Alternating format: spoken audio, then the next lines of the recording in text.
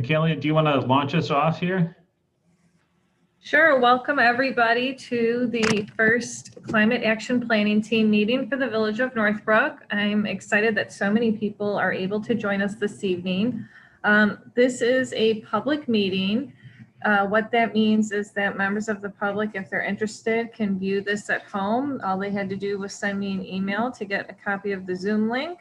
And the door is open. They could reserve a seat to join me here. There is no one here though. But there's plenty of you viewing this at home. Being that it's a public meeting, we are going to do a roll call. And since this is our first kickoff meeting, when we do roll call, when I call your name, if you could let us know your affiliation, whether you're representing a commission with the village, if you're a resident at large, or you're representing another organization in the community, and what you're most excited or interested about in participating in the Climate Action Planning Team, that would be great. Start, I'm Michaela Kolstedt, Deputy Director of Development and Planning Services with the Village of Northbrook, and I'm very excited to be working with Pale Blue Dot, our consultant, on this plan. And I think I will first do roll call for Pale Blue Dot so they can introduce themselves, and then I will move on to other members. Excellent. So I am Ted Redmond with Pale Blue Dot. I'm a partner with Pale Blue Dot along with my wife Colleen, who was not able to make it tonight with a conflict. My background is I'm an architect and an urban planner and a sustainability consultant. My wife is a climate action planner and an educator. And so Pale Blue Dot, we have a pretty specific mission. Our mission is to hasten the transition to a carbon-free economy and to elevate the public discourse. And the way we implement that is relatively broad. The bulk of what we do, though, is climate action planning or related planning work. So that includes greenhouse gas inventories, climate vulnerability assessments, climate adaptation or mitigation planning efforts, and the like. And over the last 5-6 years, we've done about 41 or 42 projects or so in about 21 states. And we're very thankful to be able to do this work in general. We fulfill our day pursuing mission-only work, things that really motivate us. And we are particularly grateful to be able to work with the Village of Northbrook. Just the work that we've done to date, working with folks within the village, the staff is really exceptional, and the community is pretty cool. And we are just now being able to now work with this full CAPT team. So that's very exciting for us because it'll give us a much broader window into everybody. So we're very much thankful and grateful for that.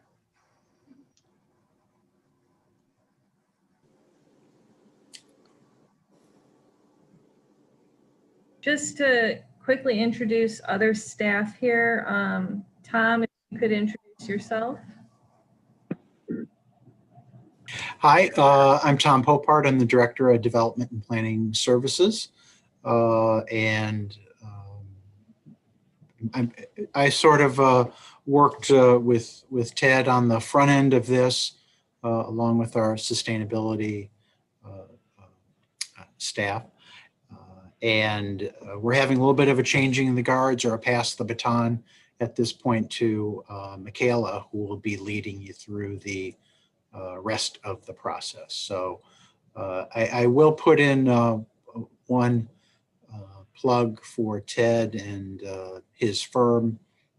We looked at a lot of different climate action documents from communities across the country. And we're just so impressed with the work that Ted did in making this a document that I think people like myself who are not climate experts could really understand, and using a lot of very powerful graphics and maps And I think if you haven't had a chance to really dive into the documents, you'll see that. So just as important as it is to have a plan that's, really founded in strong data, I think it's equally important, if not even more important, to have something that people understand so that they can really follow through on this. So I will be quiet now. And just some other members of village staff that are here that the climate action planning team are going to see throughout the next few months. Tessa, if you could say hello and introduce yourself. Hello, everyone. My name is Tessa. You may recognize my name because I am the password for our webpage, Tessa 2021. I am the Greenest Region Core member for the Village of Northbrook. I work in the Department of Development and Planning Services. I am relatively new. I just started in October, and I am very excited to get going working on some projects in sustainability, as it is very interesting to me. So I'm very excited to get started. And Swati, I think you're here. Hi, everyone. This is Swati Pandey. I'm the Senior Planner with the Development and Planning Services Department. Just looking forward to learning more tonight and to the school project that's getting underway. And Corey, could you introduce yourself? Hi, everybody. Corey Friedman. I'm the village electrical inspector, and I'm representing the Electrical Commission. I have kind of a unique perspective because I'm the guy who gets to go out and look at the solar panels and other items that are physically being installed on the properties, and am extremely interested to see how this all ties together and how it's going to affect the construction industry within Northbrook. Okay, so now I'm going to move on to roll call of the team members. I'm going to start with Trustee Israel. Hi, I'm Bob Israel. I'm a trustee of the Village of Northbrook. I have been on the board for 9 years now. I'm into my 3rd term. My day job, if you will, is to design and build highways, railroads, and airports, mostly around Chicago, but also throughout the United States and abroad. I'm also one of the primary authors of the Illinois Livable and Sustainable Transportation Guide, which helps people like myself and other transportation engineers to design in sustainable ways using sustainable materials and promotes recycling. So this is very much to my core. I've been involved in this type of work. The sustainability, I've been building self-heated homes since about, I was 16. So that goes back more than 40 years. So I'm excited to see this come to fruition and be a part of this team.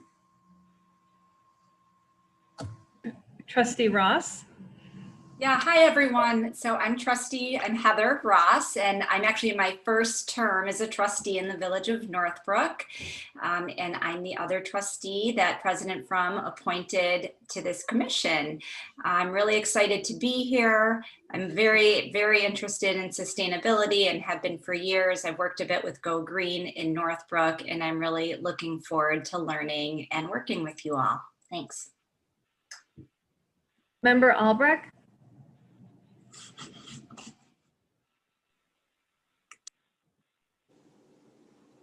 Unmute. Can you hear me?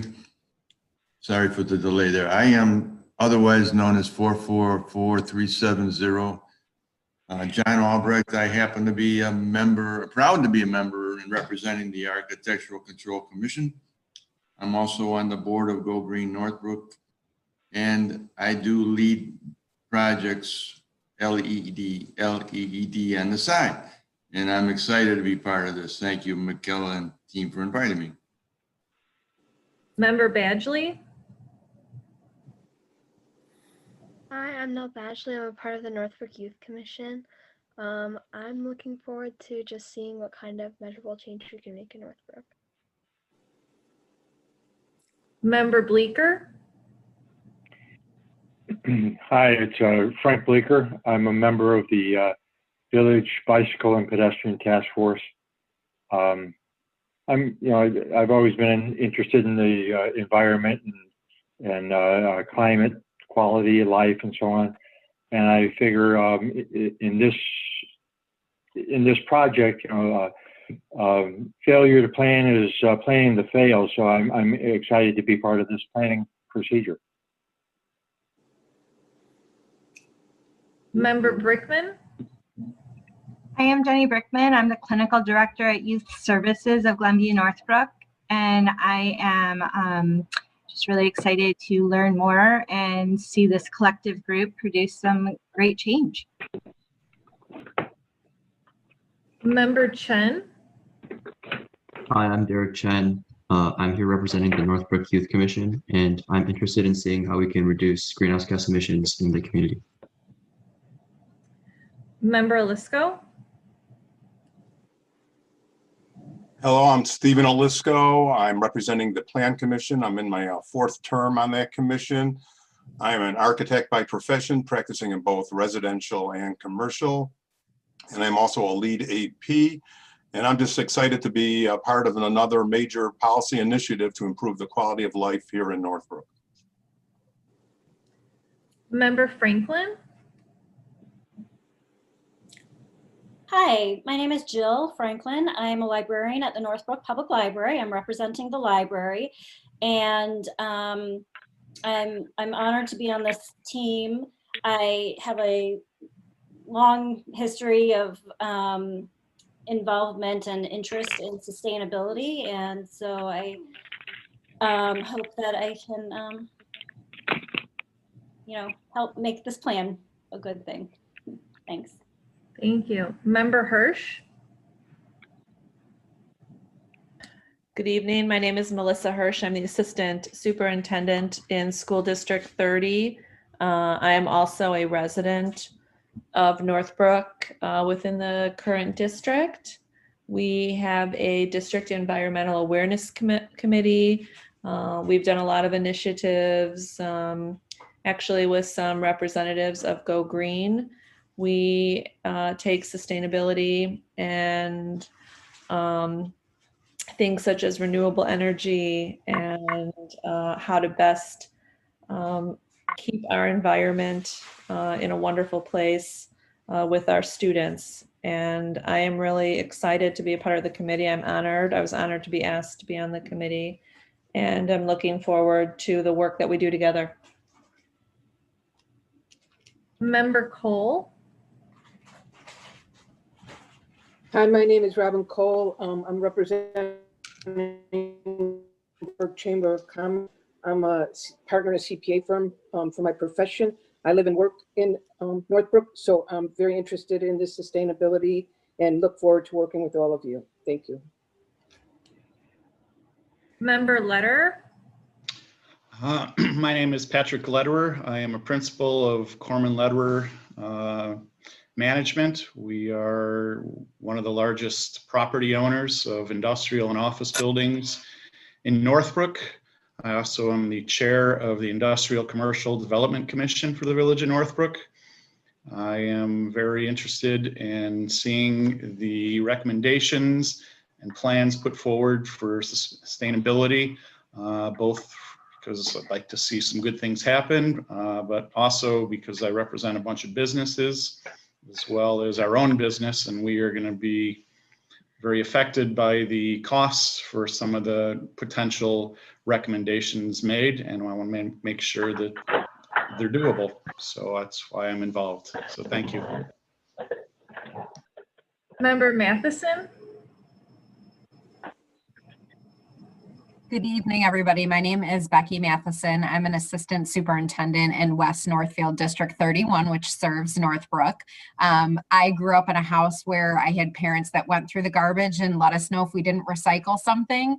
And I'm also a former science teacher with a biology background. So those coupled with the fact of having the opportunity to better things for the community I serve is why I'm here tonight. Thank you. Member Papard. Hi, my name is Claire Popard. I'm participating tonight as a member of Go Green Northbrook. What I think we're all in Go Green Northbrook most excited about for this project is we are an environmental advocacy group who really try to work for environmental sustainability in Northbrook. And one of the problems we've run into is what benchmarks do we use? How many trees are enough trees? If there are ever enough trees, if we're going to look at, lowering emission standards, what number should we be shooting for? So all those questions led us to go to the village as one of the groups to go to the village and say, hey, could you help us? I think we need a sustainability study. So we're excited, Ted and everyone, to come up with some benchmarks that as a volunteer group, we can work with. So I really look forward to working with all of you. Thank you.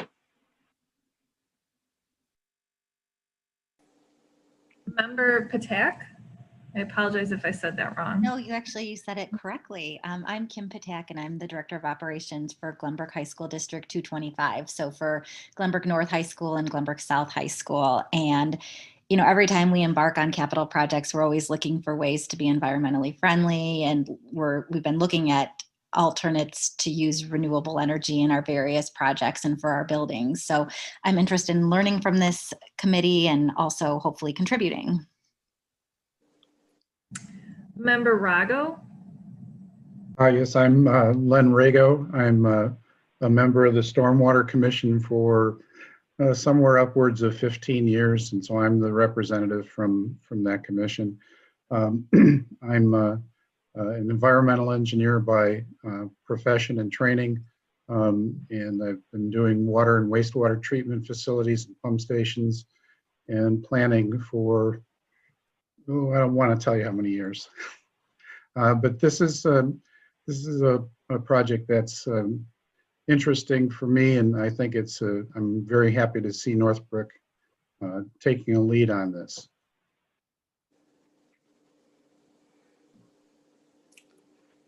Member Robson.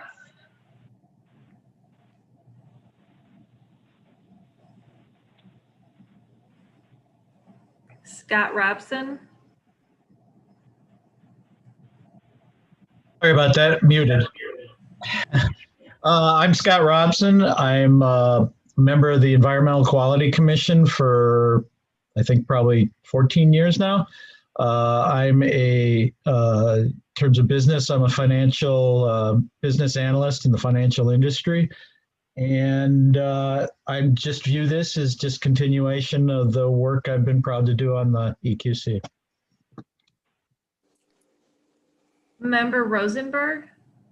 Good evening. My name is Fred Rosenberg. I am the current chairman of the Senior Services Commission of the Village of Northbrook. I'm also a retired court and convention reporter.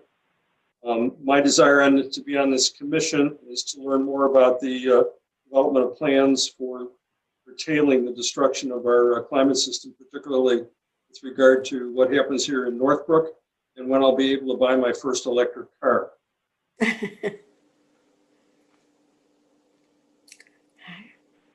Member Skovic. I am Joan Skovic. I'm Director of Marketing and Communications for the Northbrook Park District. I'm excited to be here because I know we've partnered with the village on a lot of sustainability issues in the past. So I'm happy to see you all tonight. Really excited that we're building a net zero facility at Techney Prairie Park and Field. I think that shows our commitment to the environment and the fact that we care for 540 acres throughout the village. So I'm happy to be here and to be learning and hopefully contributing a lot as we go along. Thanks. Member Stash. Good evening, I'm Aaron Stash. My wife and I built a LEED Platinum house here in Northbrook that we live in, so I'm excited to share that. I am a resident at large, so not representing any committee, but I also work in environmental sustainability and social impact professionally. So I'm really looking forward to sharing that professional experience here for the village. Member Vile. Hi, am I on? Hi, I'm Patty Vile. I am a member of the Community Relations Commission. I'm very pleased to be on the team, and I'm listening to the resumes and the interest of the other team members. And it looks like we are going to have a dynamic and learning experience, and I hope to contribute. So thank you. Member Weiss. Hi, hi, I'm Sandy Weiss. I am a resident of Northbrook for over 35 years now. I just joined the EQC over the summer, and I'm excited to be involved with that. I'm also a member of Go Green Northbrook. Professionally, I'm an intellectual property attorney with a chemistry background, so I like looking at the underlying science behind all of the decisions that we make.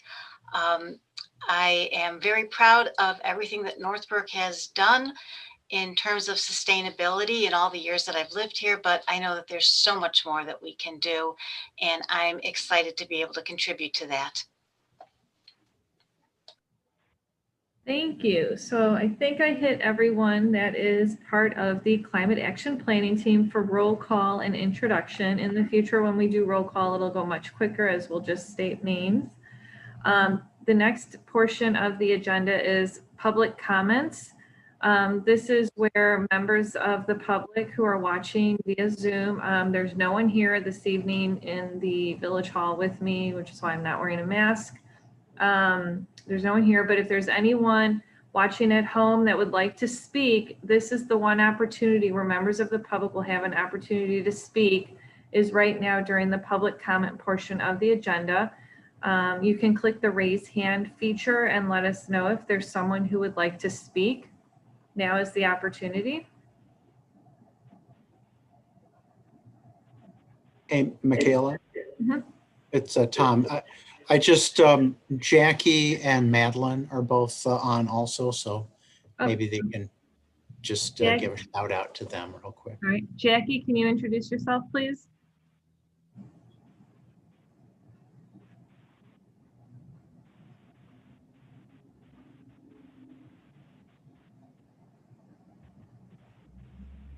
I'll introduce Jackie while she's trying to find her unmute button. Jackie is also in the Development and Planning Services Department, but she's our building official and also has quite a bit of background in LEED, L-E-E-D that is, and is an professional architect. And she now found her mute button. I'm on. Hello, what he said. Hello, glad to be here. See you again. And Madeline?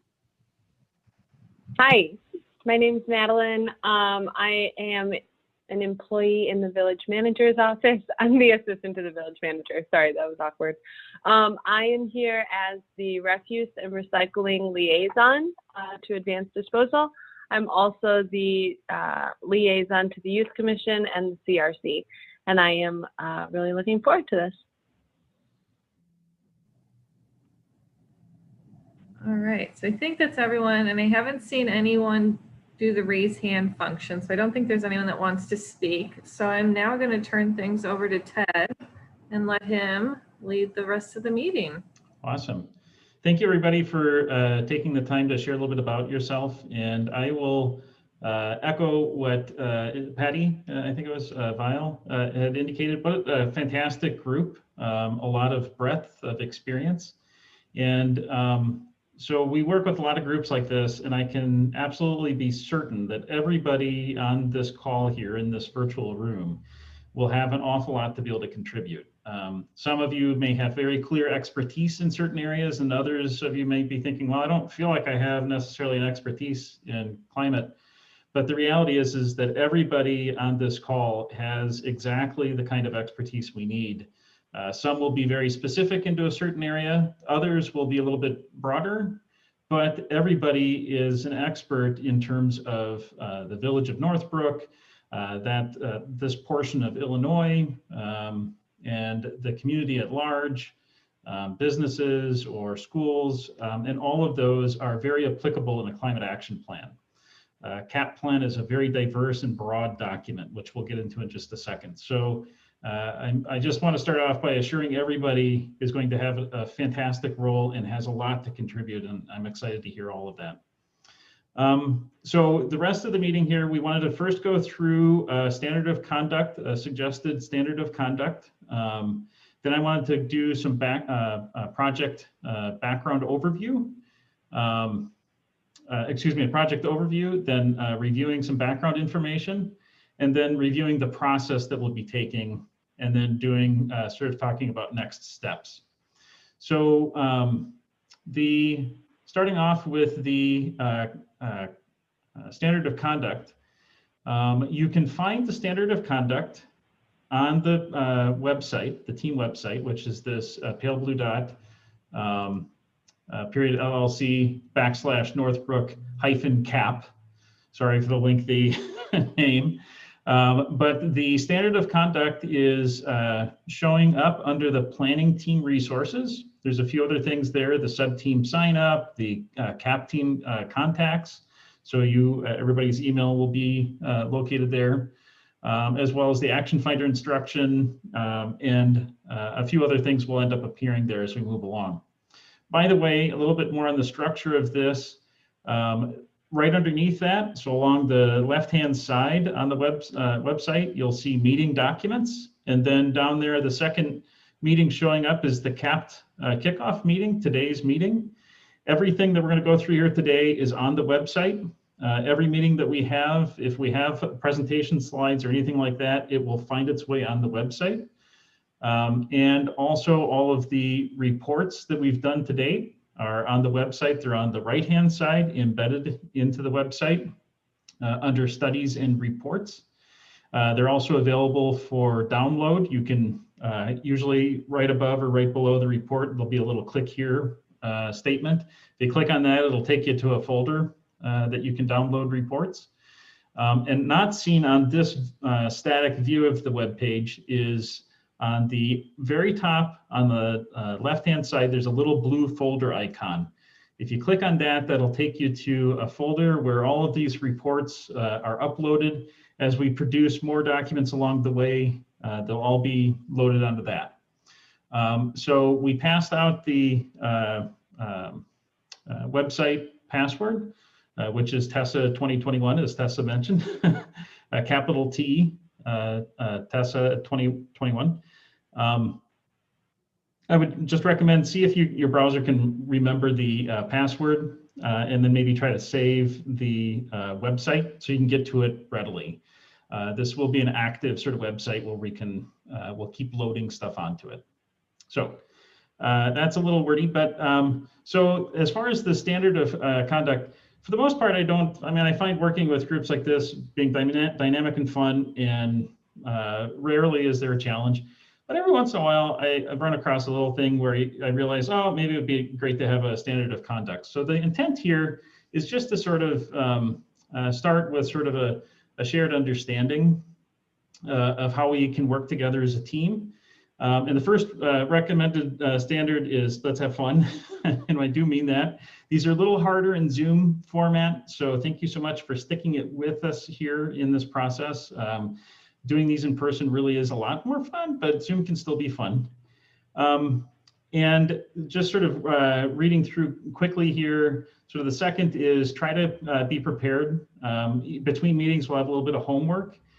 If you can do the homework between the meetings, what that will do is it will assure a much higher level of dialogue with your sub-teams. And that's really important because the dialogue between team members is really where the magic happens, so to speak.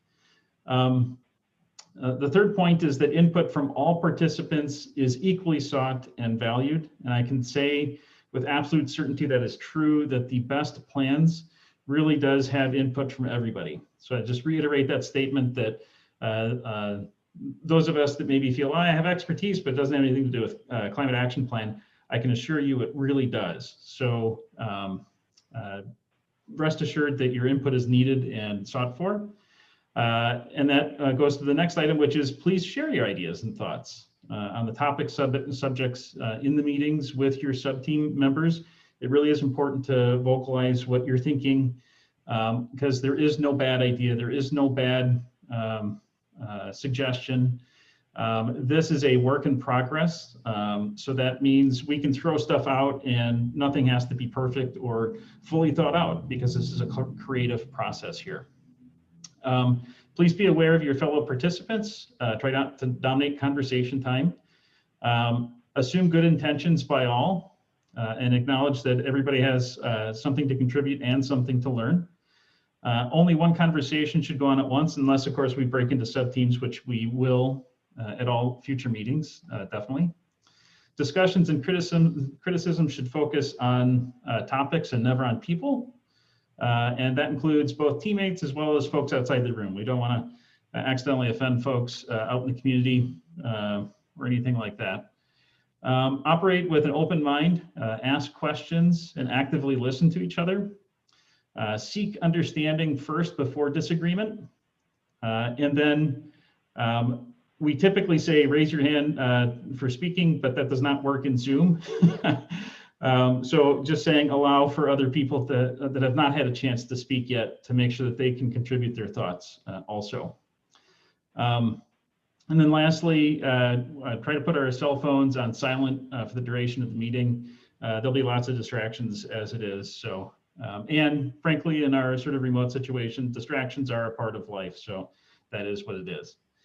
So these standard of conduct are put together as a suggested start. This is your team. If any of those feel misaligned, or if you have others to suggest, absolutely please suggest them. You can either do so now if you've got something on your mind, or you can send an email to me or to the whole team later as you wish. So I'll pause for a second for that.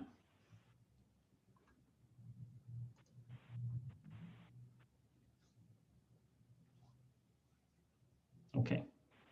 So the other thing I should have said at the agenda too is that the bulk of these sessions, the workshop sessions, are going to be highly interactive. So the workshops in the future are going to feature a lot of breakout sessions, and we'll talk a little bit about that. But the intent for those workshops is very much for everybody to be able to be talking and sharing and listening to each other, and very little of listening to me. Which is a good thing. I have to apologize, this meeting is different. So I just want, I'm going to be talking a lot in this meeting. I don't want you to get the wrong impression that that's what all these are going to be. The intention here for this first session is just to kind of throw out enough information there to make sure everybody's kind of got the same sort of starting point, and to give you a sense of the background research that we've done to date. So just want to establish that as an expectation. Today I talk a lot, in the future I hope to talk a lot less. So, okay, so project overview, why are we here? It's always good to make sure we're aware of that, and I know everybody is. Our project is to develop a new climate action plan, also often referred to as a CAPT, for the village of Northbrook, and it's intended to guide action village-wide. So that means we certainly can have actions that relate to village operations. We may say something about the village fleet or village-owned buildings, for instance. But it's also intended to help us guide climate action and sustainability actions village-wide.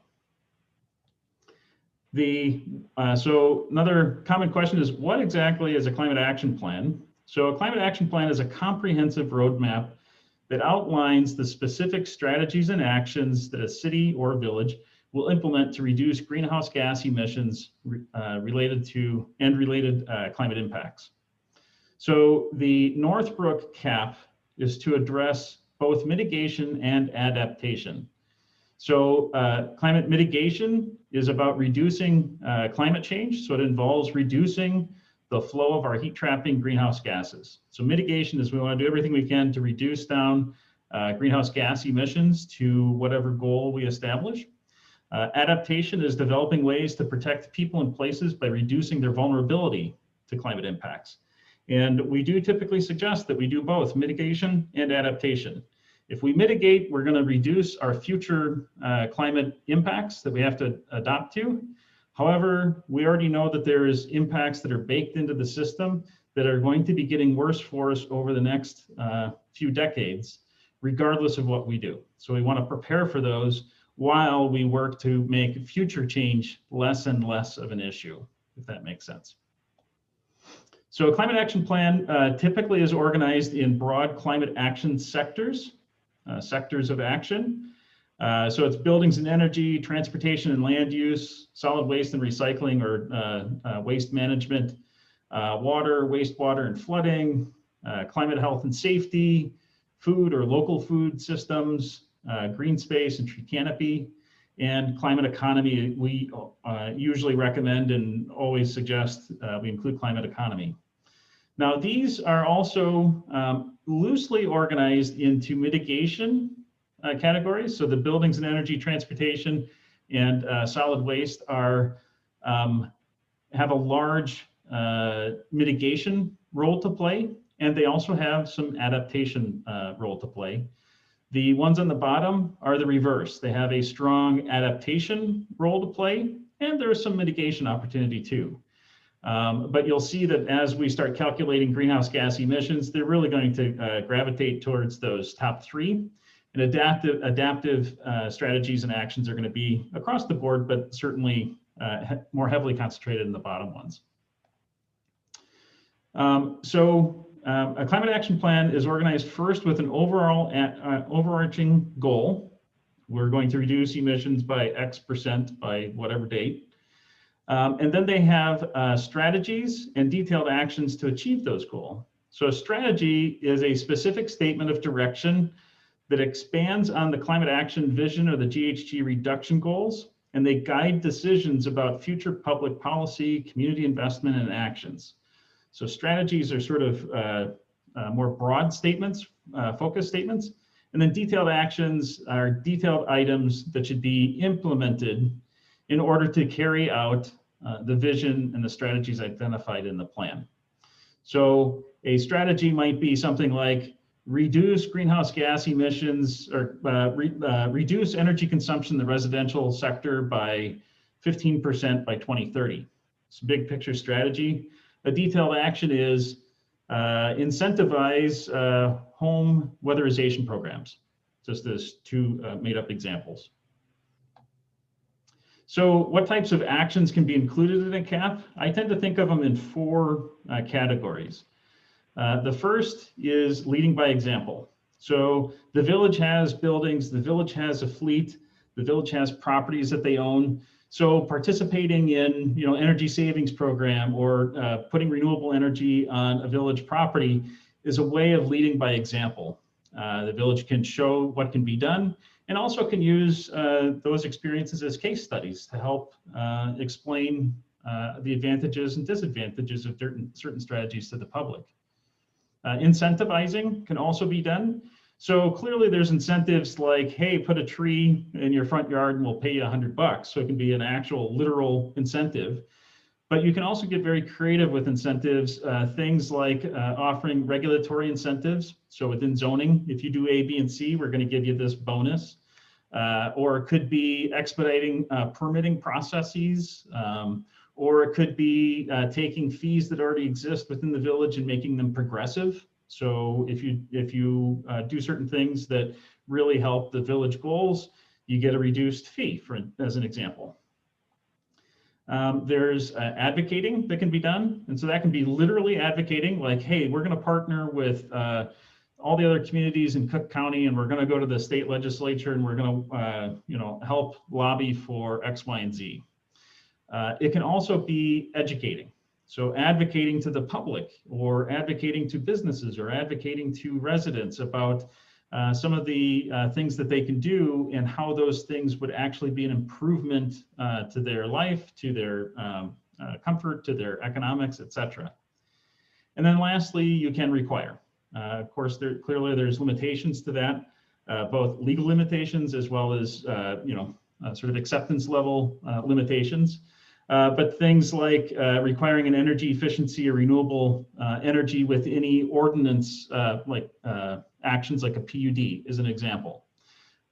So there's ways that you can, even within requirement, be very creative about it so that it's actually just tucking into a win-win sort of a situation. For the most part, I'll say climate action plans tend to live in the example, incentivizing, and advocating, and very gentle in the requirement. There's usually maybe a couple actions in there that kind of ebb into the requirement zone, but there's an awful lot that can be done in the example, incentivizing, and advocating sectors. So the purpose of this team, the Climate Action Planning Team, CAPT, the role is to co-develop the climate action plan. And I mean that quite seriously. So it includes support in building consensus on our goals. It includes supporting in reviewing and refining and prioritizing the strategy recommendations. So you'll see in the baseline and strategy recommendations report, for each sector, we have a recommended set of strategies that's intended as a starting point. It is not intended to be a thou shalt. So we want this team to participate in exploring those and feeling them out, and whether we want to add or change them, for instance. Then, very importantly, support in exploring, creating, reviewing, and refining and prioritizing the detailed actions that are going to support those strategies. We have some tools that'll help you do that, which we'll talk about in a moment, but really, we want you right in the center of defining what actions are going to go into the climate action plan. So it's a very collaborative process, and that's what helps us make sure it's grounded in a community-specific, community-appropriate plan. The role also includes supporting and identifying what the community might need to be empowered to engage in the climate action plan and to participate in short and long-term implementation.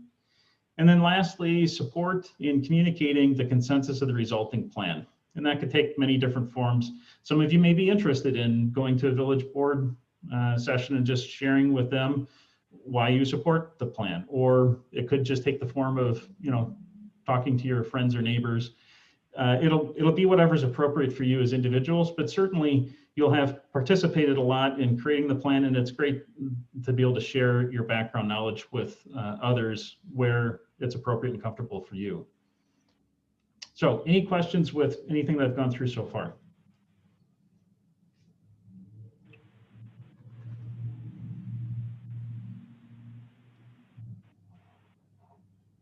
Okay. All right. So now I want to go through a little bit of background information. This is going to be a little rapid fire. Everything I'm going to talk about is all in the web page, and you'll have an opportunity to review it. If you have not already done it on your own, you will have the opportunity to go through stuff in as much detail as you wish. But my intention here was to kind of go through the highlights of a couple of the key documents and then touch on all the other documents so you kind of have a sense of what's in there. So again, everything is on the website. And again, everything in the future will show up on the website. So definitely please become familiar and comfortable with the website because it'll be our mutual home for a while. Okay, so in preparation to get to this point, Pale Blue Dot, we are believers in trying to collect as much background data as we possibly can before we go launching into creating a climate action plan. We've seen a lot of climate action plans that have great ideas, but nobody really feels very comfortable if they know if it's achievable or how much of a stretch certain things are. And it's okay to have strategies and actions that are stretch actions. I would never advocate against doing that. I think stretch goals, stretch actions are where we advance ourselves individually and as a community. But it's really important to know when something is a stretch versus something that's very achievable so that you understand where that boundary is. And so we try doing as much background document development as we possibly can to support developing that sort of basis of understanding. So we've got 4 background studies: the vulnerability assessment, greenhouse gas inventory, tree survey, and the renewable energy potential study that develop a lot of background information. Those 4 research documents, if you will, go into then the climate action baseline assessment and strategy goal recommendations document. And then lastly, we just published here today the community input survey and listening session summary report. To this point, we've done issued an online community input survey, outreach to a number of community organizations and nonprofits to solicit input, and individuals and organizations have held listening sessions, all giving us some background sense of some of the community's feelings about climate action and some ideas as well. So all of those background documents are available on the climate action on the team webpage.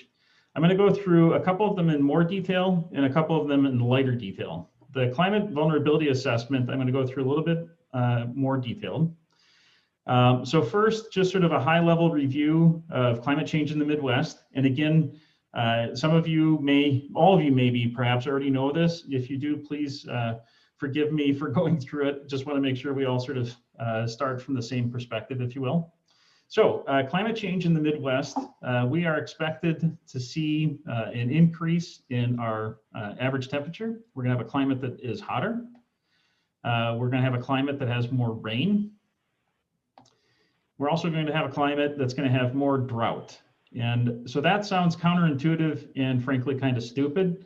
The reason why we will have both more rain and more drought is what's happening is our rain events are pulling apart. So we're getting more time between our rain events, and that's actually already happened, and it's projected to happen more. And so what's happening is when it does rain, it's raining heavier, and then we get longer periods of time between the rain for another heavier rain event. And so what that means is that our ground will have more opportunities to dry out, which, by the way, is not the best news for a heavy rain.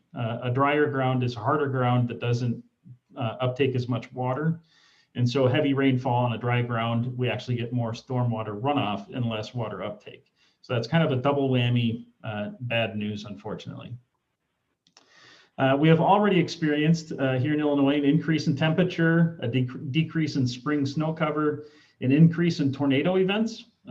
Luckily, the increase in tornado events has just been these smaller scale tornadoes, the 1s and 2s, not so much the 3, 4s, and 5s, although projections are that those are likely to increase. And we've also seen a change in the USDA hardiness zones. For those of you that are gardeners, you know about the hardiness zones. It sort of identifies what zone a plant or a tree is happy living in. Well, it's changing. It's moving northward. We've seen an increase in rainfall. And in fact, the state of Illinois in general is about at about a 40% increase in increased heavy downpours since 1980. And we've seen an increase in allergy and insect vector seasons. So when we say insects or vectors, think ticks, mosquitoes, critters that carry diseases that we can get ill from. And by the way, you know, a 13-day increase is a full 2 generations of mosquitoes. So just think about that for a moment. Looking back since 1980, we have seen an increase in average temperature, just a little over a degree. We've seen an increase in annual precipitation of about 6%. Heavy precipitation in the Cook County area has been 34%. We've seen an increase in days above 95, which, by the way, 95 degrees a day is important because that's the temperature at which the human body stops cooling itself. And particularly for vulnerable populations, think an elderly person or a low-income person who perhaps doesn't have air conditioning, or somebody that works outside in the heat. That's a day when we have significant health problems happening. Over the last 20 years, we've seen an increase of extreme weather events of 10% in Cook County. And annually, over 20 years, damage related to extreme weather has averaged $29 million a year and 17 deaths in Cook County over the last 20 years, every year. As we look forward, all these trends we anticipate to continue and uptick. By the end of the century, if we do not reduce our emissions, we can anticipate an increase in annual average temperature of 9 to 12 degrees. And potential increase or decrease in precipitation, the models have different opinions on that. The higher emission models show an increase in precipitation. The lower emission models show a decrease in annual precipitation. All of the models, though, show an increase in the variability of precipitation and an increase in heavy rain events. They all show that. So we anticipate about a 30% increase in heavy precipitation, an additional 55 days above 95, a decrease of days below freezing of 58, which sounds kind of great right now as we look at winter.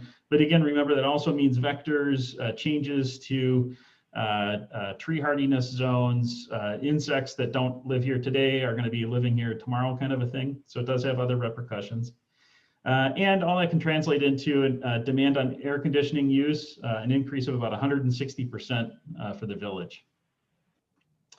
So one way I like to think about climate change impacts is like we're picking our community up and we're moving it south, because that's kind of what happens is as the southern temperatures start coming upwards into the northern regions, it's kind of like we're visiting folks to the south.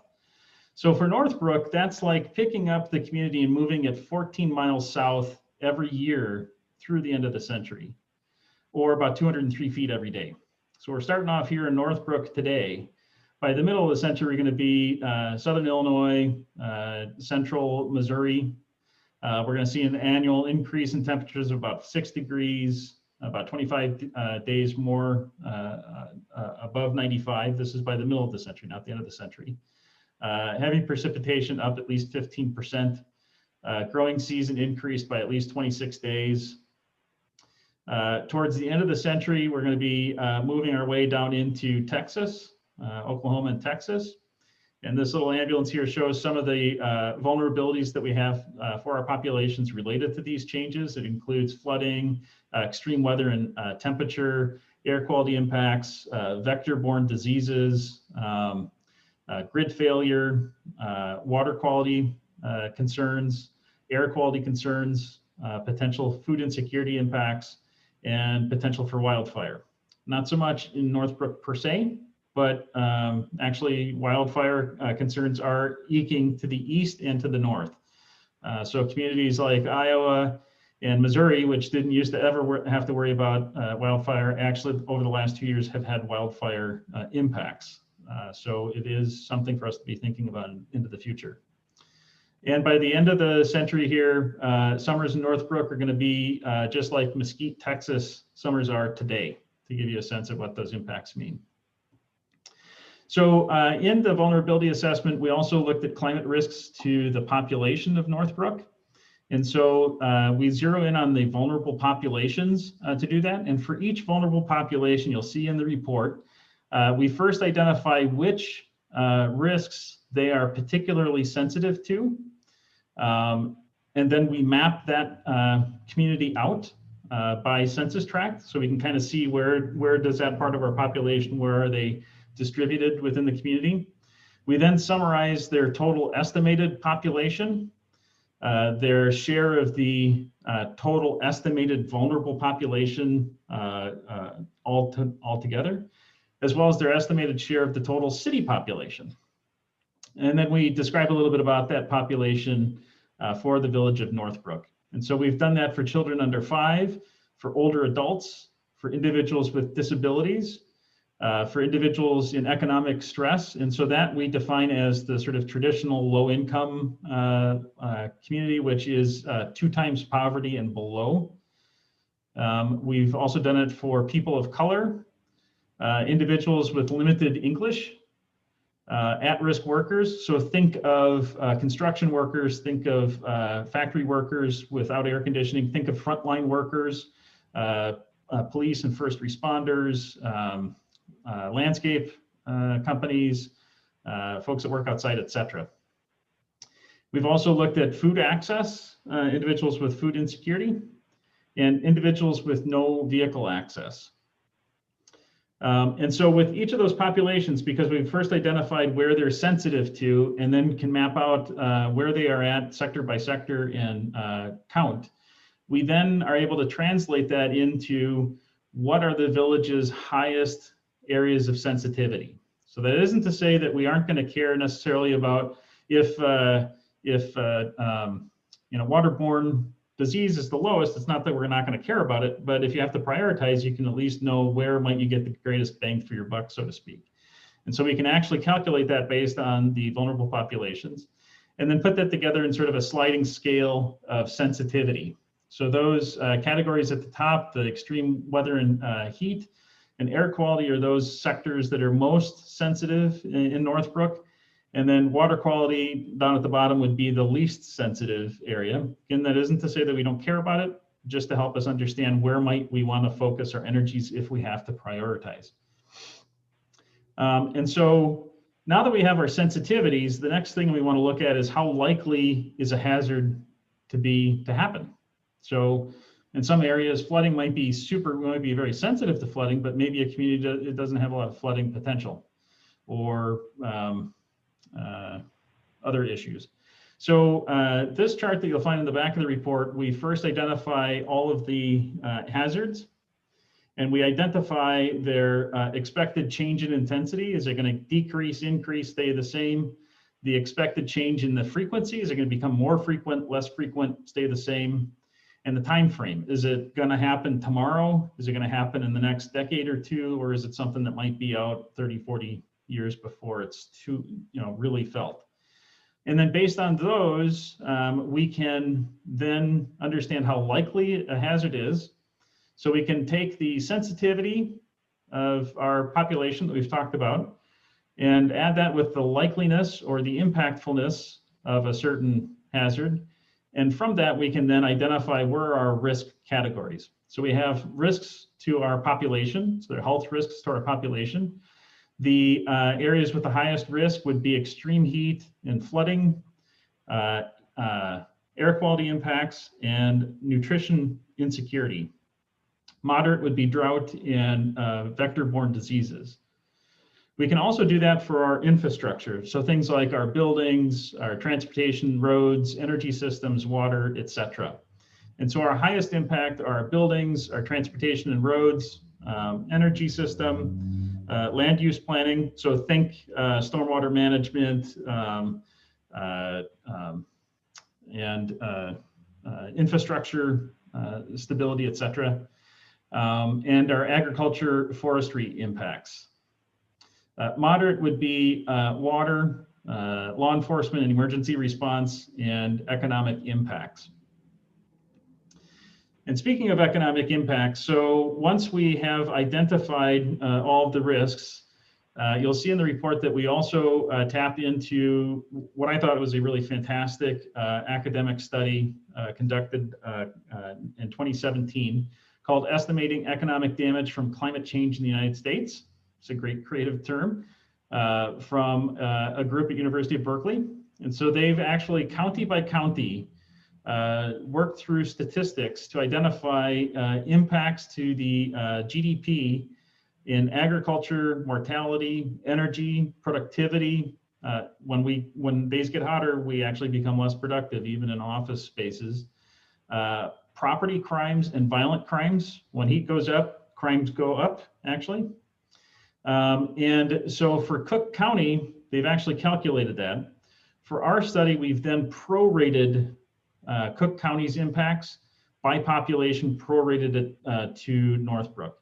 That's not super scientific, but it's the best that we have because the detail that comes out of these reports have been at county level, not at community level. But it does give us a sense that by the end of the century, if we don't change things here as a larger community, Northbrook had anticipated impact on the bottom line, the GDP of the community, of almost, a little over $51 million annually. And that's in 2020 dollars, so it'll be a higher number by the time we get there. Once we have that impact, we can also then calculate a localized social cost of carbon. So a social cost of carbon is an attempt at trying to say, look, we're emitting greenhouse gases now. Maybe they have some impact to us today, but we know that they're going to have more of an impact to us 10 years from now, and 15 years from now, and 30 years from now. So trying to identify what are those costs, because that helps us understand and evaluate, first of all, what can we do to help ourselves the most? And frankly, it's a way of identifying where, how we might internalize some of these external costs as we make decisions. So I'll show you a calculation in a second. We can actually do that specific for Northbrook. Okay, so the next study I'm going to run through here is the greenhouse gas inventory. So greenhouse gas inventory is simply an identification of the community-wide and village operations emissions. Looking at the findings in brief, this is for community-wide. We did 3 years, 2010, 2014, and 2018. Over that 8-year period from 2010 to 2018, things look good. Greenhouse gas emissions dropped 21%. Our population also dropped a little bit, just 73 people. So it shows up as a red arrow because it's technically going in the wrong direction related to our emissions, but it's not, it's negligible. GDP went up 13%. Employment went up 3.36%. This is pre-COVID, of course. To give you a sense at what those emissions are, look like, so the total emissions for 2018 is 519,924 metric tons of greenhouse gas annually emitted by the village-wide community. To give you a sense of what that means, I tend to like to visualize volumes because numbers don't necessarily mean everything to some folks. 1 year's worth of emissions is equal to this big cube here, shown in relationship to, this is an outline of the Willis Tower. So we dragged Willis Tower up into Northbrook, and we're looking at it from Lake Michigan. It's a cube of a little over 10.2 billion cubic feet of greenhouse gas emissions, man-made atmospheres that's being emitted every year. This chart here just illustrates again that you might hear a lot of times people saying, "Hey, greenhouse gas emissions, that'd be great to reduce it, but it's going to be an economic problem. We're going to have economic issues." Well, the chart actually illustrates that may not necessarily be true. The village has already seen a significant decrease in emissions during the same time that you've seen an increase in GDP. So it's an indication that emissions and economy are not necessarily intrinsically linked. There are things that we can do that can be economically supportive and sensitive as well. So in the report, you'll see a more detailed breakdown of the community-wide emissions. It's in the 4 sectors of energy, or buildings and energy, transportation, which in our instance is ground transportation. It does not include airport. Solid waste, or waste management, and then water and wastewater. And so within those 4 categories, you know, we've got a dashboard here that shows the ups and downs for each of those. But in general, buildings and energy has decreased significantly, about 26-27% since 2010. Transportation has increased about 13.5%. Solid waste has increased a bit, well, more than a bit, about 19%. And then water and wastewater has decreased about 12%. These little pie charts kind of give you a sense of how much each one of those contribute. Buildings and energy is the big daddy. It contributes about 80% of the community-wide emissions. Transportation is a total of about just a little under 15%. Solid waste weighs in at about 4%, and water and wastewater weigh in at just less than 0.5%. So in terms of strategies, clearly a lot of focus you can see will probably want to go into buildings and energy and transportation because that's where our emissions live the most. But I always encourage considering solid waste and water and wastewater because those areas, although they may have less return in terms of emissions, there's an awful lot of sustainability that lives in waste management, water, and wastewater. So just being mindful of that is very helpful. So thinking of it beyond just simple greenhouse gas emission reduction. Looking at village operations. So now this is just, the buildings and fleet and so forth that the village owns and operates as an entity. So the government buildings and streetlights make up about 58% of the total emissions. Transportation of the fleet is about 22.8%. Solid waste, just 0.9%. And that's because the village doesn't own and operate the landfill, for instance. We're contracting with others. Some communities that have a higher participation in that waste management, that can be a very big number for municipal operations. And then water and wastewater is about 18%. And that's because the village does kind of participate in that, so it owns the emissions. The total village operations is under 7,800, it's 7,766 metric tons annually. You can see down here in the dashboard, we've got lots of green, which is great. Buildings and streetlights have reduced significantly, 37.5%. Transportation has gone down about 7%. Solid waste has gone up a bit, about 15%. And water and wastewater has gone down pretty significantly, about 22%. So just a quick diagram here. It's my donut diagram. So talking about community-wide emissions and village operations. Village operations is about 1.5% of the total community-wide emissions. It lives inside the community-wide emissions. So it's a subset of the community-wide emissions. But we pull that out and look at it separately because, again, we may want to come up with actions specific to village buildings, village fleet, et cetera. And so it's great to know where does the village operation exist right now, and we can track that over time. And that, again, can become an example to the community about how you can impact your emissions. The report also does a kind of a comparison. So I never really strongly suggest comparing to other communities, but you can learn a lot by doing a quick snapshot and how do we compare against this huge range of communities in the larger region. And we're right smack dab in the center. We're at the 46th percentile. Northbrook has an emissions community-wide of 15.64 metric tons per person, per capita. So that's how we compare communities. We look at the per capita, not the totals, because a community with a population of 30, comparing it against the population of 1.5 million is probably not very fair. Per capita helps to settle that out a little bit. We also did a business as usual projection, which is to say, if we don't do anything, where might the emissions go into the future? And so that's what that chart shows. The last charted was 2018. This shows sort of the total going out into 2050. There's a little bit of ups and downs.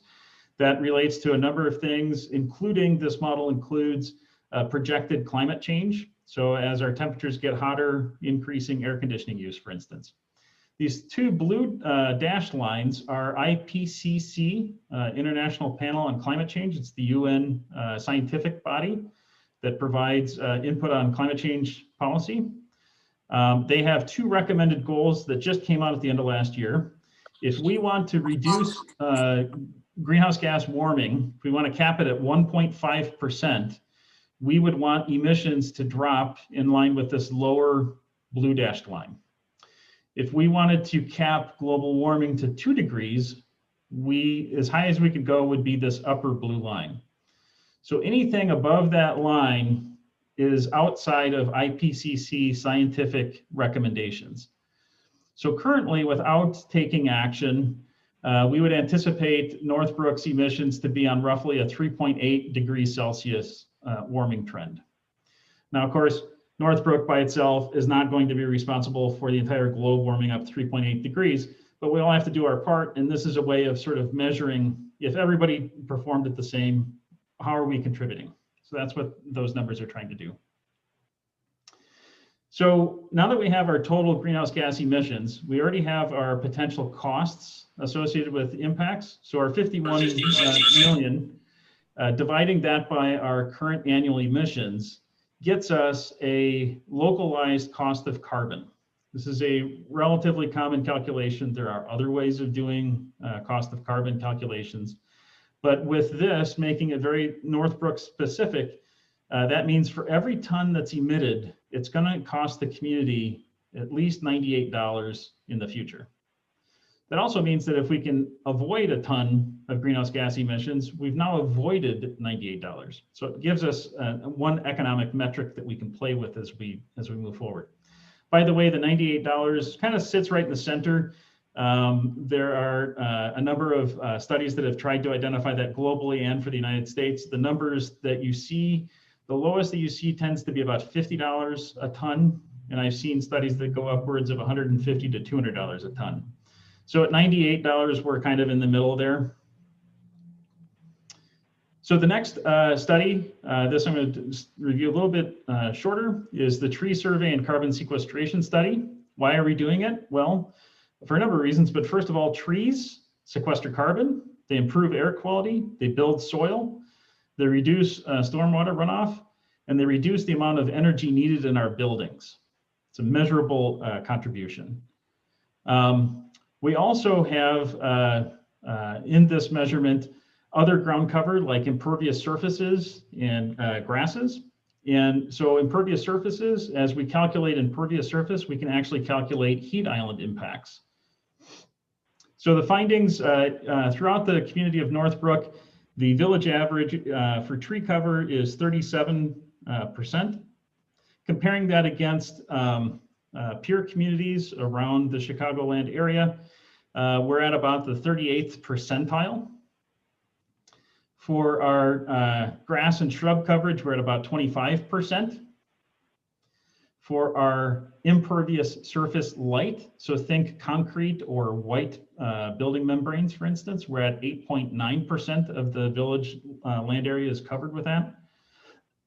And dark impervious surfaces, so think asphalt or dark built up roof, village average is at 26.7%. So I say average because you'll see in this map that we've calculated each of these numbers on a census tract by census tract basis. We've also broken down the benefits of our tree canopy on a census tract by census tract basis.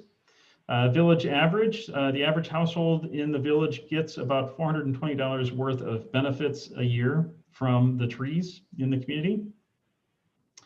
For each of those census tracts, then we looked at the breakdown for existing tree cover, existing grass or shrub cover, water cover, light impervious surface, and dark impervious surfaces. And basically what that helps us do is identify need and potential. Wherever we're seeing lots of gray, that's a need for us to do something related to heat island. Wherever we're seeing a lot of this lighter green, which means grassland, it means that there is a potential opportunity for trees. That isn't to say we want to cover all grasslands with trees. Native grasses have great value also. But for instance, it could be lawn, which is certainly a significant land coverage in Northbrook. And then because we've measured each of those census tracts, we can relate it to our vulnerable populations and therefore include a calculation related to how are our benefits and our needs aligning with our most vulnerable populations. And from that, identify potential long-term goal and prioritization. The prioritization metric that we've put in there, which we explain in the study, is a combination of opportunity, need, and how can it impact vulnerable populations the most? What can it do to help the vulnerable populations? So if an area had really high vulnerable population count and does have opportunity for increased trees, therefore the increased benefits of shading and heat island mitigation, it would rate higher. If it had a high vulnerable population but very low potential, it would still tend to rate higher than it would have otherwise, but it wouldn't necessarily be as high as that first community neighborhood that I just mentioned. So with that, we've then projected out, we've thrown out just a recommended starter point for a goal of 40.8% of the community tree canopy coverage by 2040. And how do we get to 40.8%? Well, it just would get you to the 75th percentile of those peer communities. So do you want to make it 50% or 39.6%? I mean, it's up one of these goals. It's up to this CAPT team to decide what feels right. But that's how we got there, was just identifying what would get you to the 75th percentile of your peers. So going from 38th percentile to 75th. With that, we've then mapped out year by year how much trees you'd have to actually plant in order to get there, and identified how many trees per census tract would have to be planted every year to get you there. As a companion piece on the website, you'll also see we've put up this document that we've done in the past, and we sort of updated again this year. It's considerations on carbon sequestration. And I put it out there just because we do tend to get lots of questions about, hey, you know, trees are important. Can we meet our carbon goals through carbon sequestration? This is a very common question we get. The short answer is no. I wish that we could. But if we were to carpet the entire village with trees, we would need to have a village that's roughly 60 times the size as what we are right now in order to sequester how much carbon we put out in the atmosphere. Ted? So, yes. Ted, this is Bob. I'm sorry to interrupt. I know you have a whole presentation on board here, but we are going to be running short of time, I believe. Okay. And I am concerned that we're getting lost in the weeds when we have a forest to explore. Yeah, and if we can get along to the process, that would be, I think, very helpful. Sure, you bet. Okay, I do want to touch on what you know is in the potential study. We do have,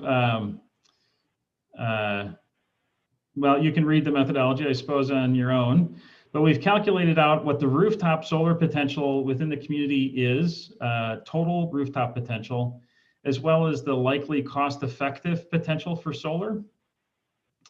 And so cost-effective is, for instance, if you put solar on a north-facing roof, you may get some energy out of it. It may not necessarily have the right return on investment. We then mapped out potential market absorption. And the intent for this is for us to be able to decide how much solar we might want to have as a goal. Is 20% an achievable number, or is 10% a more achievable number? And so each one of those projections that you'll see, we've also included, just for example purposes, how many additional roofs you would need to have solar on in order to hit whatever goal under each of those scenarios. One, if you were to do just residential sized arrays, another number if you were to do just commercial sized arrays, and then another if you were to do sort of an average.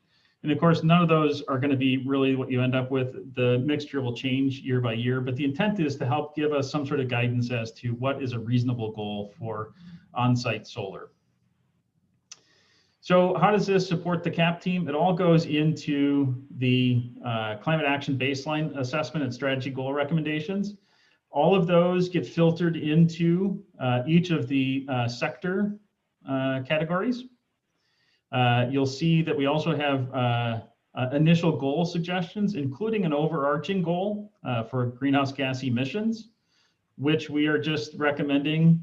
Again, this is up for debate with the whole group, but that the Village of Northbrook emissions reduction goals are to be compatible with the 2015 Paris Agreement, and a reduction in village operations and community-wide emissions of 30% below 2018 levels by 2030, and 80% below by 2040. And so that's basically just following IPCC. It also happens to follow the intent of the state of Illinois. They phrase it a little bit differently. They just say tracking IPCC.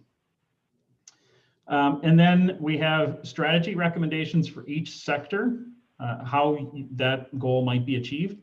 Again, all of these strategies are up for engagement with you all.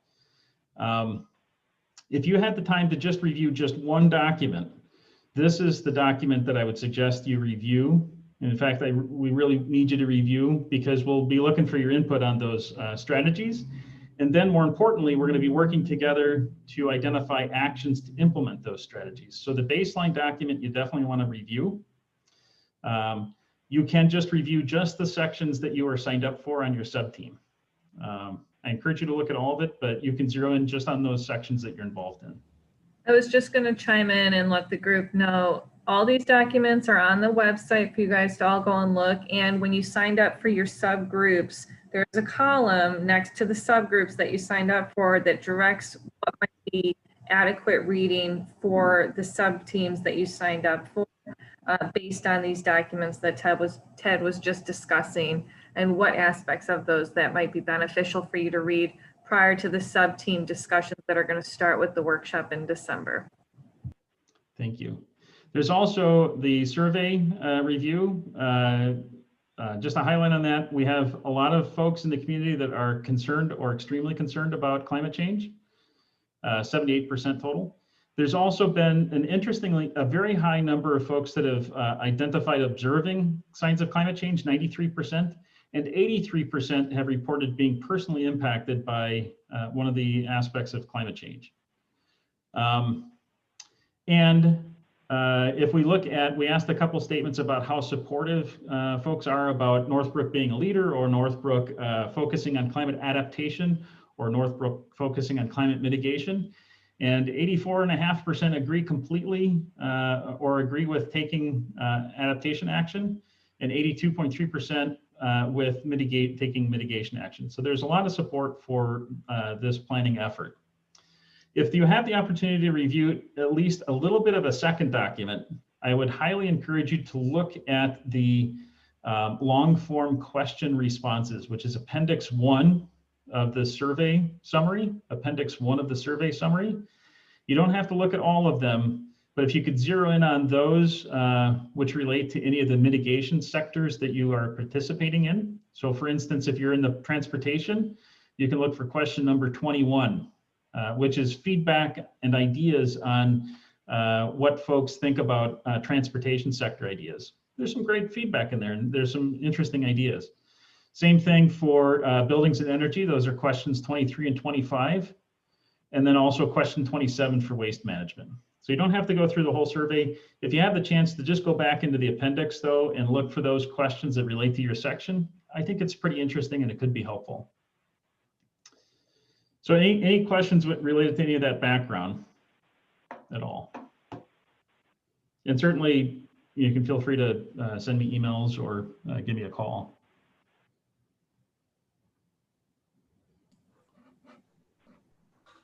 Hey, Ted, I have a quick question.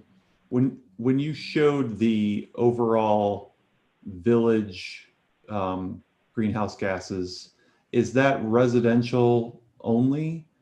Residential plus the village owned assets, or does that include businesses, schools, places of worship, et cetera? It's all. So the community wide is it's VMT that includes commercial vehicles as well as personal. It's building energy related both to the residential, industrial, and commercial sector. So all of it. Gotcha. Cool. Thanks.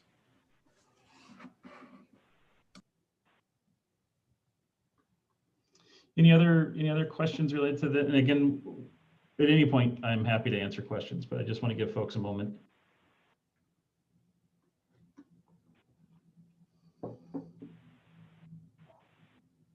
Okay. And you can always feel free to back me up. So I'm going to stop sharing. You can just go back to faces. And so, excuse me, the next item on our agenda, which actually had 30 minutes in there, but I don't think we need it, was to talk a little bit about sort of overview of our process. And so we talked about the intent of the planning committee and that this is a collaborative opportunity. It's literally co-development of the plan. And we've organized this to have sub-teams. And so we get a lot of questions sometimes about why do we do sub-teams? Well, there's a few things. First of all, you can kind of get a sense that a climate action plan is very broad. And so to have everybody involved deeply in all of the sectors would be an awful lot of work, and it would tend to take a very long time. And frankly, what I've also found is that a lot of folks will have a tendency of being very interested in certain areas and a little less interested in other areas. So I found a way to sort of deal with both of those. If you have sub-teams and people participating in sub-teams, it kind of evens those out, that hopefully people can gravitate towards the interest that they really have a deep personal passion for or an interest in. And we can work together to lift the heavy load without making it so heavy on any one individual. It is not intended to keep people from being able to comment across sub-teams. So please don't think that if I'm on these 3 sub-teams, I can't comment on those. That's absolutely not the case. We will certainly be sharing information from all the sub-teams across, and the intent is to always solicit input and receive review comments and input from each other on the sub-team work. So it's not trying to be excluding, it's just trying to be supportive in terms of streamlining the process a little bit. So we organize those sub-teams into 3 groupings. And that we've been doing here for a while. It becomes particularly important during COVID when we're remote. But the reason for doing 3 groupings of sub-teams is that in one workshop, we want to be able to touch all the topics. And so we'll spend a little time doing a breakout session for group 1. And then so those are the 3 topics that are related to group 1. In this instance, it's transportation, land use, waste management, local food and agriculture. So we have a group 1 breakout session. Everybody should have some place to go in those 3 categories: transportation, waste, food. And then we'll come back together, maybe share a little download on what was talked about on our topic of the day in those sub-teams. And then we'll break out into subgroup 2. In this case, that's buildings and energy and health and safety. And so those teams are going to be bigger. And I find that bigger is good for those topics because they are broader topics in general. All the other topics have some breadth to them as well, but those 2 in particular, there's just lots of things to look at. So it's kind of nice to have a bigger team exploring it. And so we want everybody signed up for group 2 topic, so that during that breakout session, everybody has a home to go to. And then we'll come back, talk about it, and then go into breakout into group 3. And again, we want everybody to have a place to go to. And so group 3 are water, wastewater, green space, and tree canopy, and climate economy. And so there isn't an awful lot of magic to which groups, sub-teams are in each group. We have tried to balance it, and through a little trial and error in our past work, we've tried to balance it, that we found that some folks might have a certain leaning towards certain topics. And so we want to have an opportunity to blend those topics up into the different groups, so that if folks lean towards adaptation sort of efforts, they have a choice in each one of the groupings. If somebody leans towards mitigation sort of strategies, there tends to be something for them in each of the groupings. There are some topics related to sort of vulnerability, population sorts of issues in each of the groupings. So we're trying to balance it as best we can, but it's not an exact science, so it's not perfect. But it is an attempt to try to have opportunities for folks to both select things that they're interested in and also allow us to break up into groups and everybody have a home to go to. So with that, we're not fully signed up on the sub-teams. We have a total of 24 folks on our team here. And when I last checked, it could have changed already here just during the conversation, but in group 1, we've got 21 folks signed up. So that means we have 3 people that have not yet had an opportunity to sign up for one of the teams in group 1. For group 2, we have 20 people signed up, which means we have 4 people that have not yet been able to sign up for one of the topics in group 2. In group 3, we have 18 people signed up, which means we have 6 people that have not yet had the opportunity to sign up for one of those topics. And so what I'd really like to encourage you is here following the meeting tomorrow morning at your earliest convenience, try to sign up for those remaining groups that you haven't signed up for. And by the way, and I haven't checked all the names, but if you happen to have signed up for 2 topics in the same group, you'll have to do a hard choice and make sure to unselect one of those groups, because you definitely only want one topic for each of those 3 groupings. Otherwise, you'll get split into 2, and that's really painful. So Hopefully that makes sense to everybody. And I'm just going to add for village staff, there is a column for staff to sign up, separate from the members who are signing up. Thank you. So I want to do, we don't have to do a full test, but what I'd like to do is, well, actually, I'm going to try to, let's try to do, if you'll stick with me, I just want to do a 2-minute breakout, because I'm testing a new Zoom function, which is to predefine breakout rooms and then have people select what breakout room they go to. And you may not remember the groups that you signed up for right now, and that's fine. In our next workshop, you will want to know which groups you're signed up for, though. And so I'm going to start these breakout rooms. And what I'd like for you to do is you should see down at the bottom the little ellipsis, 3 dots. I think there's also possibly a 4 square that shows up that are the breakout rooms. And so when I start them, you ought to see them as options. If you can please search for breakout room and either pick the breakout room for round 1 that you know you're in, or just randomly pick any one for right now. I just want to test everybody's ability to self-select a breakout room, go to that breakout room, and then come back. Does that make sense? Just want to test it out. So go ahead and select if you're able to. It does make sense. Maybe it's just me, but I'm not seeing any little dots to go to another room. Do you, this is why I wanted to test it. So I'm you not see seeing it either. You don't see it either? No. Same, not seeing it either. I tried this during school over Zoom and it didn't work either, so it might just be a like Zoom thing. Zoom. Darn it, dagnabbit, Zoom. Okay, I'll do a little bit more research and we'll get it figured out. Worst case to worst, I may enlist, because the old-fashioned way back a month and a half ago when we were doing Zoom, we had to assign people in real time. And so if that's okay, we'll do it that way if that's what we have to, and I'll just enlist somebody to help me do that. So it's good to test it out, because now I know that I can't count on this. All right, so enough of that test.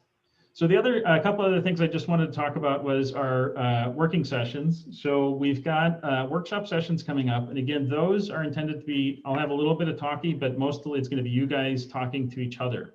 There'll be a topic du jour for breakout rooms to chat about, and sharing some of what you've done in the work sessions between the homework between. But we've got them listed December 14th, January 11th, February 8th, and March 8th. Those are all working sessions where we're going to be working through the plan. Loosely speaking, the next session is going to be the teams talking about the recommended strategies and goals that are in the baseline document. So that's why I want to make sure you have a chance to review those for your sub-teams, because we'll want feedback. Do you feel good about those? Do you want them amped up? Do you feel like they're too heavy? Do you think something's missing? Etc. Remember, that's at strategy level. So that's a higher level. It's not detailed actions yet. Detailed actions, though, is where we're going to start into on our next session, from our next session to workshop 2, and then again revisiting in workshop 3. That'll all be about developing ideas about detailed actions. And so the tool that we have to use for that is a tool that we call the Action Finder. And so the Action Finder, we'll go through a detailed sort of training on it at our next workshop session. But it's an Excel-based tool that's highly searchable. It's broken into actions and strategies in 13 different categories that more or less line up with the sectors that we've talked about. A couple of the categories might go into one sector, but they support all of the sectors that we've talked about. There's something like 4,000 detailed actions in the Action Finder. Some of them are repetitive because what this is a database of strategies and actions that have been used all over the country in climate action plans from communities, large and small, communities in the Midwest, including Illinois, Minnesota, Iowa, as well as cities out on the coasts. So there's a little bit of everything in there. And the intent for the Action Finder is that we find that, again, we ideally want a collaborative process where the actions are being created here in collaboration with your input, with your crafting, actually. You can create all the actions you want. But we find that sometimes it's difficult to start with a blank piece of paper. And so the Action Finder allows us a way as individuals to quickly kind of research what are other communities doing. And that isn't to say that some of the actions that another community is doing is what we want to do, but we can at least see what they are doing. What are they focused on? And what I find is that as you have a chance to kind of review some of the detailed actions, you start getting a sense as to things that you like, things that seem to really make some sense, things that don't make at all any sense. And then ultimately start to identify, these are the kinds of ideas I think could work well in our community. And so the Action Finder allows you also an opportunity to actually make notes as you go along. You can save actions that you like. You can comment on actions. Everybody will have a section of the Action Finder where they can write away whatever they want to write. And everybody can also add actions. If you think of a new action, like, hey, I've not seen, why isn't anybody doing this? You just go down to the bottom of that portion of the database and just create a new action. So it's an opportunity for you to have a research tool, to have a venue for you to share comments with each other as a sub-team and as a larger team, and also to create ideas that come to mind. And so what will happen over time is that we will work with you in collaboration in refining those ideas that come out, and also starting to organize those detailed actions against the strategies that we decide we want to address. So you're not going to be off on your own, but it's very free range in order to allow you to come up with whatever ideas you want to create, whatever you think is a good fit for your community.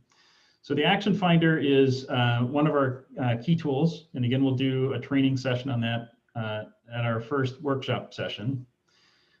We also have action criteria, screening criteria. Sorry, action criteria screening examples. And so the intent there is that once we have, a list of actions, and I can tell you sometimes, we might end up with like 200 actions in a category. That's going to be way too many. We don't want 200. So we need to start being able to prioritize where might we put our weight. And so part of that prioritization is our team will also be modeling some of the emissions reductions for those sectors that have emissions goals. So we can help kind of guide the ship a little bit from emissions impacts. But we find that it's great to be able to review each action that once we get to sort of a draft list that's bigger than we want it to be, but it's at least we've got all the ideas on the wall. Now we need to start deciding how to whittle it down. The strategy screening criteria helps us do that. And so one of the documents that we've linked on the agenda, and it's more importantly, it's in the website under today's meeting. It's the example strategy screening criteria. It is a Google document. And the reason why it's a Google document is we're going to do a little democracy. At our next meeting, everybody will have 5 votes, and we can first add to that list if anybody has a screening criteria that they think is missing, that, hey, why don't we have this as a way of reviewing our actions? We can add it. So we can add as many as you want, and then everybody will have 5 votes to pick their 5 favorite. And then we'll whittle that down, and I recommend having no more than 5. And in fact, if really having 3 or 4 is, I find, a better, more manageable number of screening criteria. And so those screening criteria could be all sorts of things. To give you an example, so it's not a little less abstract, you might say equity and economic impact. I don't know. What we can do then is every action that is identified, once we have our bigger than we want it to be shortlist, we can review each action against the criteria that we've collectively come up against. how well is this action going to fit equity? How well is this action going to fit economic potential, or whatever words you come up with? I don't want to put those into your head. And with that, we can begin to prioritize those actions. The more scientific side is, then we'll also be doing, as I say, emissions modeling. But related together, that will help us zero in on where are the greater opportunities for Northbrook, and which actions might we let go of, or maybe move into sort of an appendix additional idea kind of a section, if that makes sense. So that's our second tool that we'll have to help us create detailed actions. That's our strategy screening criteria.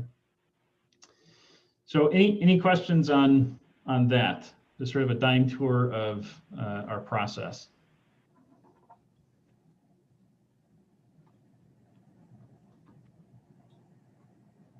I know it's a lot of information, and I don't know if anyone else is thinking, wow, that's a lot of information about an action finder tool that I have no idea what it looks like because I haven't clicked on it and played around with it. So I am going to say that Tessa and I are going to maybe make a little mock action finder example that we will send as an informational thing in the next packet before the December 14th meeting. Also, for the sub-team sign up, for anyone that has not signed up yet, or if you can't remember what you signed up for, I will send out a link again this evening or tomorrow morning to everybody so that you can go in and sign up. And then later on this week, we will put together one more email, and I don't want to inundate everybody with emails, but we'll put together one more email ultimately that shows what sub-team everybody is on, so that you'll always have that to remember kind of nearby when we go into our workshops moving forward, so that in case you forget where you're supposed to go on your next Zoom meetings with us.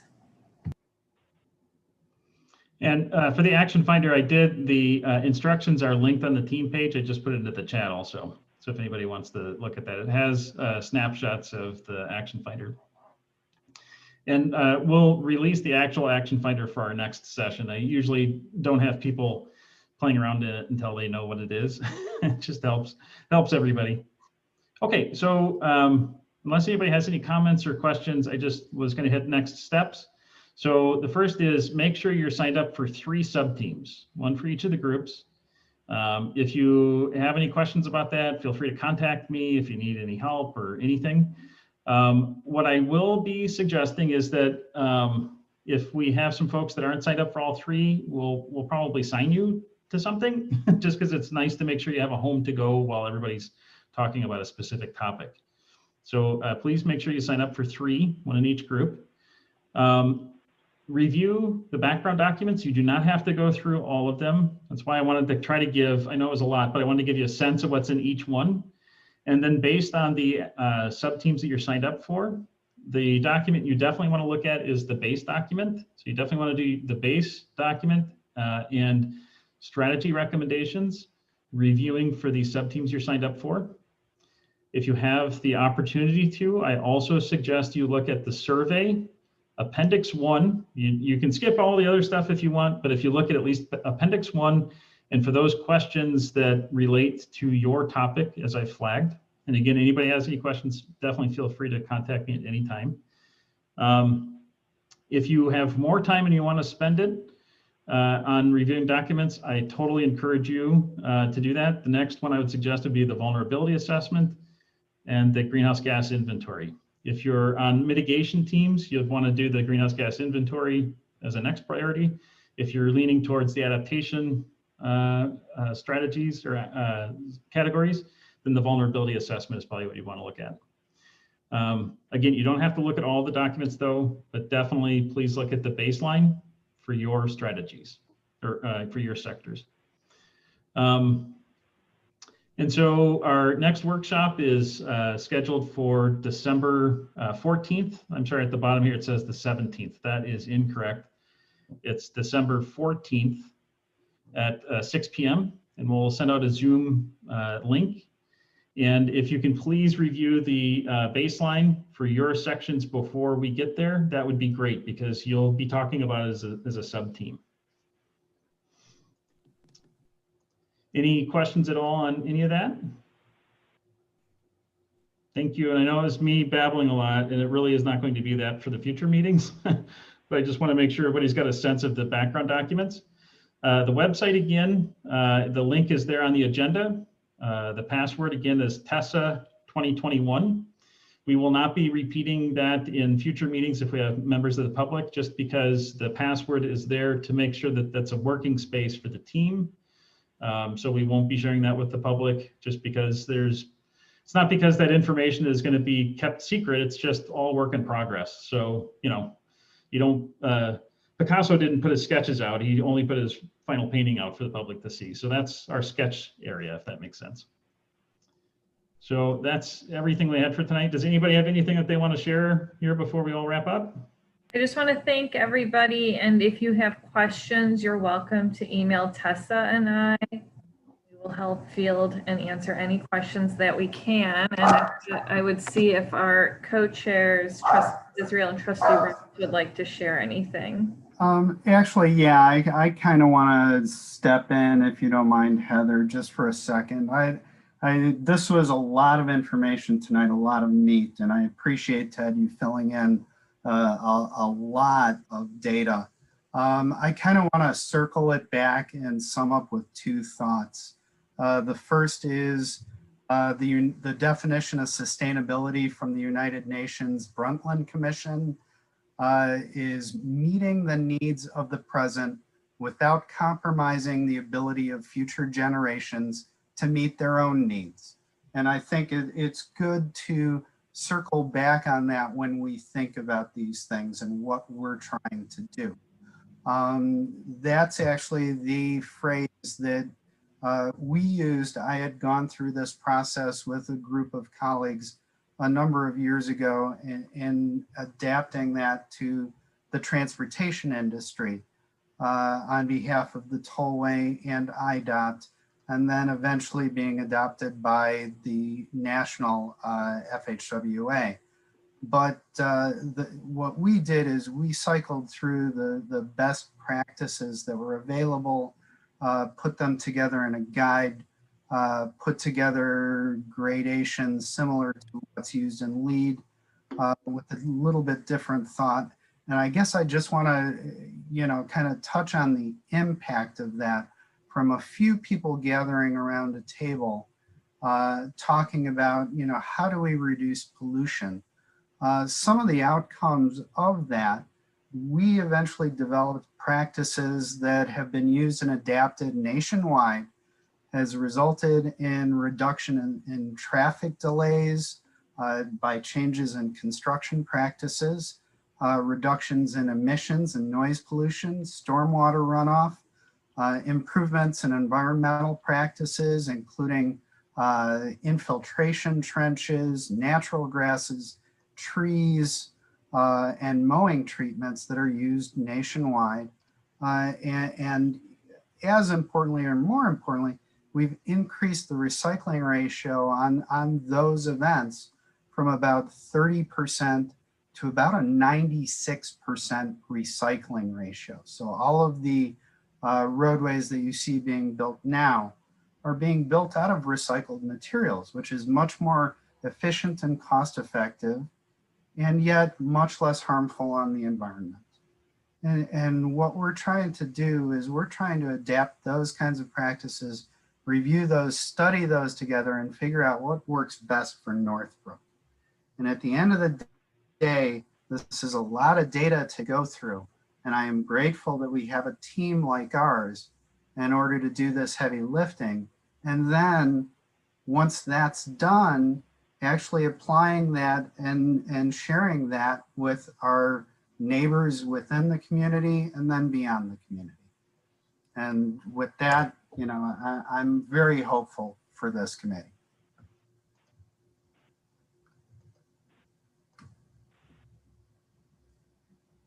I'm done.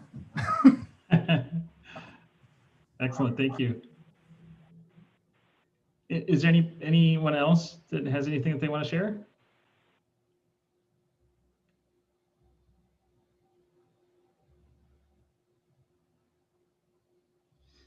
It's always the awkwardness of a Zoom meeting, because at least in a real meeting, you can kind of look around and you can see somebody's fidgeting, they want to say something. Zoom, you don't have that, right? So I'm sorry for that awkwardness. Zoom, I always call it and then say, hey, any questions? And bye. Yeah, which is Thank you, exactly where I'm folks. going. Yeah. Thank you, everybody. I appreciate it. If anybody has any questions, feel free to contact me at any time. Okay. Thanks. Thank you Good very night. much.